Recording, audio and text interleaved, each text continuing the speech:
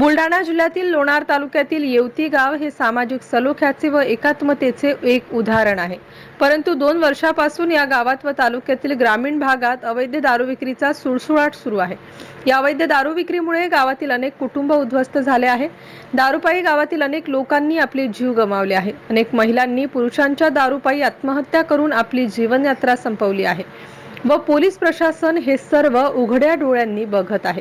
या गावातील व तालुक्यातील अवैध दारू विक्री बंद करण्यासाठी शिवसेना उद्धव बाळासाहेब ठाकरे पक्षाच्या वतीने जिल्हा संघटक डॉक्टर गोपाल बचरे, तालुका प्रमुख ॲडव्होकेट दीपक मापारी, शहर प्रमुख गजानन जाधव यांच्या नेतृत्वात येवती येथील शेकडो महिला व शिवसैनिकांनी पोलीस स्टेशनवर एल्गार मोर्चा काढून अवैध दारू विक्रीवर बंदीची मागणी केली। मोर्चात अवैध दारू विरोधात घोषणांनी परिसर दणाणून गेला। या एल्गार मोर्चामध्ये स्थानिक महिलांसह शिवसैनिक मोठ्या संख्येने सहभागी झाले होते। MCN न्यूज मराठी करिता भूषण शेटे, लोणार।